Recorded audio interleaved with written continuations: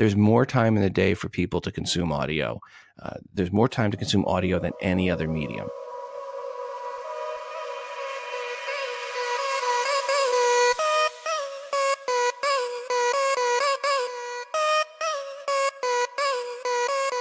This is Time for Marketing, the marketing podcast that will tell you everything you've missed when you didn't attend the marketing conference.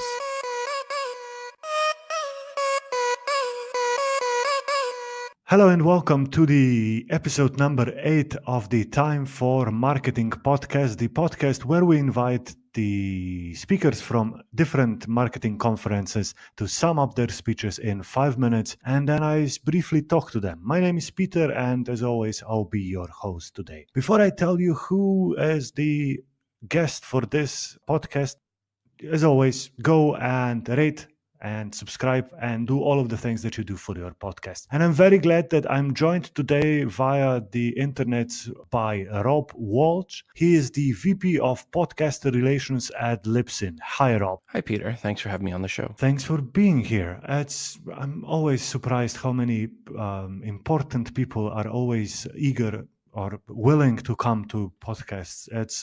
It seems it's a nice podcasting community out there. Rob, could you tell us briefly, what do you do at Libsyn? And briefly, of course, what is Libsyn? I'm pretty sure some people know it. It's a podcast hosting site. But yeah, what is it and what do you do there? So Libsyn is as you mentioned, a podcast hosting service. It's where people are able to upload their media files and make them available. So if you ever go into Apple Podcasts, iTunes, and you see podcasts, none of them are actually hosted in Apple Podcasts or iTunes or by Apple. You have to host those media files on a third party. And we are that third party where the media files are hosted and your RSS feed, which is a requirement to become a podcaster, that is also hosted and managed on Libsyn. So we make it possible for you to be a podcaster. And we've been around since 2004. We're the oldest of the podcasting hosting companies. We're the largest. So a lot of the big names in podcasting, if you listen to many podcasts, are hosted with Libsyn. And what I personally do at Libsyn is I get to work with different podcasters that host with us or those that are looking to host with us. So I'm kind of an A&R job in the record industry is kind of equivalent to what I do. Plus, I also do business development.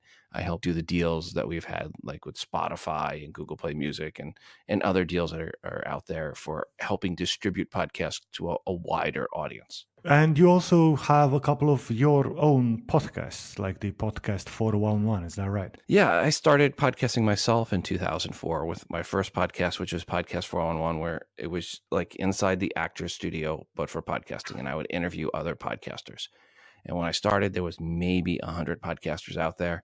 Now there's quite a few, more than 100. Then a couple of years later, I started my second podcast, which was a more popular one. It's called Today in iOS. Originally, it was called Today in iPhone, and I started that before the iPhone launched because I wanted to buy an iPhone. So I thought it was a good excuse to buy an iPhone if I had a podcast about it. My wife couldn't argue with that logic. Although she did. Then I do another podcast for Libsyn called The Feed, and that is just about podcasting and in general, and Libsyn a little bit, but it's more about podcasting in general. So the last one is for sure the one I need to go and subscribe to learn great things from you, as I already did today. All right. So you were a speaker at the Content Marketing World 2018. That was just happened not long ago. You had a presentation that was called "If You Are Not Podcasting, You Are a Fracking Moron." And we would like to hear from you why those people that are not podcastings are morons. So here are your 5 minutes to sum up your presentation. Yeah, the title on that was kind of I was having fun. Originally, two years ago for like 2016, I presented the same presentation and I called it, if you're blogging, you should be podcasting. And then that didn't get accepted. So the next year I went a little bit more drastic. I said, if you're blogging, you need to be podcasting, and that didn't get accepted. So I said, okay, I'm just going to go overboard this time and say, if you're not podcasting, you're a fracking moron, and it got accepted, and then the title got stuck at that. So it was just having a little fun with the title, and I guess it proves the point that if you put a bold enough title out there, it will get attention. So we had a good session at Content Marketing World. I love the folks there. I've been there, spoke on panels before. So this is great to have a solo session, and the room was full, which was really great. Matter of fact, there were only 2 sessions at all of Content Marketing World about audio, and mine was the only one that had podcasting in the title. There were 40 sessions on video. So that shows a quite big disparity between what was there available and the time in people's day. And that was what the session was about, was saying, look, there's more time in the day for people to consume audio. That was one of the key points of that presentation. There's more time to consume audio than any other medium. So we went over that, explained why the power of podcasting when people are commuting, walking the dog, working out, grocery shopping, you can be listening to a podcast. I went over some of the key reasons why people don't want to podcast. And number one being they don't like the sound of their voice. I think that's the number one reason I hear from content marketers about why they don't want a podcast. Like, oh, I don't like the sound of my voice. And I had a funny little slide in there that showed a little teddy bear having its head exploding while it was talking to another person. And I said, does this happen when you talk to someone? And they're like, no. I'm like, well, then don't worry. Your voice is fine. So we tried to assuage people's fears, let them know that your voice is okay. Even Gilbert Gottfried has a podcast. So don't worry about your voice. That's not a good reason not to podcast. Went over how long a podcast should be, broke down the myth there, saying, there's some people that say, oh, it should be 22 minutes. That's the ideal length. And we sort of went over, no, there's no such thing as an ideal length in podcasting. It could be any length. And as a matter of fact, the most popular podcasts tend to be longer. Showed them some stats showing where on our Libsyn system, and again, where the largest podcast host, what we found was 84% of those shows getting 100,000 downloads or more were 51 minutes or longer. So don't worry about being long. It's not going to hurt your audience. Audience will listen for as long as the content is interesting. And then we went over some other places about where you submit a podcast to: Apple Podcasts, Spotify, basically a breakdown of the entire podcast ecosystem. So that, in an overview, what I was trying to do was assuage people's fears about getting started, explain to them why they should. Another stat I threw out there was some people think, oh, there's no reason to podcast. There's so many podcasts. And right now there's 550,000 podcasts is the official number from Apple in Apple Podcasts. But of that 550,000, I explained less than 200,000 released new content in the last year, less than 120,000 released in the last 90 days new content. So there's not that many when you compare that to the 600 million plus blogs in the world. And that the ratio is somewhere, in reality, the ratio is about 1,200 to 1 blogs to podcasts. And it's about 4,000 or 5,000 to 1 female bloggers to female podcasts. So try to show that you can stand out from the crowd by doing an audio podcast. So that really, in a nutshell, it was the session, and answered a bunch of people's questions, and it was a fun time, and the room was packed, and it was nice to see that level of interest in podcasting at Content Marketing World, and got quite a bit of feedback after the event from the folks there. But I think my favorite one was afterwards. One person comes up to me and they go, I really want to start podcasting. Where should I host my podcast? And I went, maybe I undersold a little bit too much on my company. Nice. Thank you. So do you remember what was your reaction when you first heard your own voice on audio? Because when you spoke about that, I remembered when I was like probably 14 years old. I had my first sort of summer job on a local radio. And when I first heard my voice on the radio, I didn't know when it's going to air. So I first didn't really recognize myself. And then I was not really satisfied with how it sounded. So do you remember how your first time was? Yeah, well, the first time I heard my voice recorded was with a cheap cassette tape recorder and playing it back. And, so it wasn't the most ideal environment to hear your voice back. But I've always known that my recorded voice sounds different when I play it back than what I think it sounds like when I speak. And that has a lot to do with bone induction. And there's a whole technical reasons about why that is. So there's always going to sound different. Matter of fact, if you want to hear your voice sound the closest to your how you think it's going to sound when you speak, do a recording and play it back through bone induction headphones. And then you'll hear your voice closer to how it sounds for what you think your voice sounds like. So there's that difference between what you think your voice sounds like and what it actually does sound like. The recording is closer to what most people think your voice sounds like. You also spoke about where to upload your podcasts. So the new thing for podcast is the native Google Android Podcasts app, right? I'm from Slovenia and we don't officially have that yet. So I sort of had to try to hack into the system to submit my podcast there. And I'm not really sure how it looks there. How big is it? Do you have any information? Do people use it?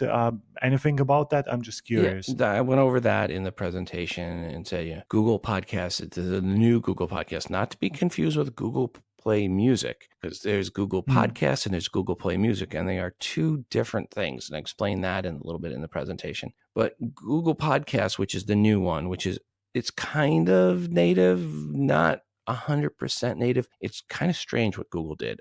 They went and they added the code into Android, but they didn't actually put the icon into Android. So if you actually want to get the icon so that you can open up Google Podcasts, you actually have to go as the end user and download the icon from the Google Play Store. So it's not, in my mind, truly native yet.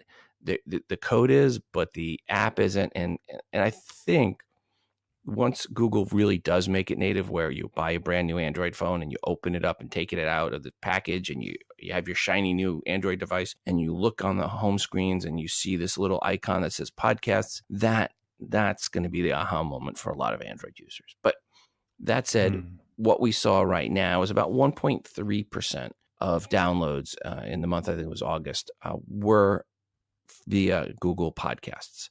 Now, that 1.3 might not sound like a lot, but that puts it in the top 8 of places where people consume podcasts. I went over numbers breaking down the ecosystem. Apple Podcasts and iTunes combined for about 64%. Spotify second at about 7%.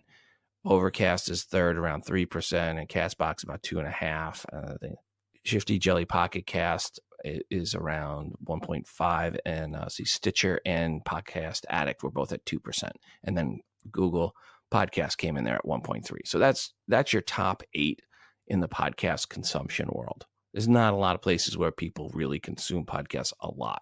I mean, there's a lot of places that podcasts are consumed, but most of those other places, it's a very, very tiny percentage. Okay, so then we'll hope. We are people in Slovenia and probably other countries where we have extremely a lot of Android phones. We are putting a lot of effort, a lot of hope into the Google's podcast when it will be by default on the Android phone, to hope to get more people to listen to podcasts, because of course it's not as popular in other countries as it is in the US. Not yet. Let's another say question. Not yet. Let's just not yet. Yeah, that's what we're waiting for. And, right? and Google will hopefully eventually, from what we understand, will eventually make it truly native. And when it is native, that really will help the growth. And at the end of the day, I've just today heard that the reach for the biggest Slovenian podcast for the whole network that has something around 6 to 7 podcasts is 100,000 uniques, I think. And with a country of 2 million, that sounds pretty much a lot. Yeah, it's a good percentage of the population. Yeah. Mm-hmm. So you said very interesting numbers. I've wrote them down. 550,000 people, podcasts out there, but only 120,000 were updated in the last months or something like that. 90 days, correct. Yeah, last 90 days. Is the lesson here just stick to it? Is this something similar as with the blogs where people just, write 4 or 5 blog posts and then forget about it? Is it the same in podcasting? Yeah, we call it pod fading. Yeah. And you need to stick with it. Podcasting is a long form content with a long play. It's not something you do a couple of and go away and expect to grow an audience. You have to release content on a regular basis to really grow an audience, and you have to stick with it long term. It's something that takes a while to grow an audience. There's no silver bullet in marketing. There's nothing you can really do to hyperinflate the growth of the podcast other than create great content and do that on a regular basis. And then your friends, the listeners, will tell their friends about your show. And that's really how podcasting grows. So it takes time, it takes effort, it takes fortitude. So this was the time and the effort that I've myself put into my podcast, hoping it get very, very popular. Thank you, Rob. Where can people see you next? Do you have any other conferences planned? Actually, yeah, I'll be next week. I'm recording the 17th and 18th of October. I will be in New York City at NAB NYC. So I will be at that event.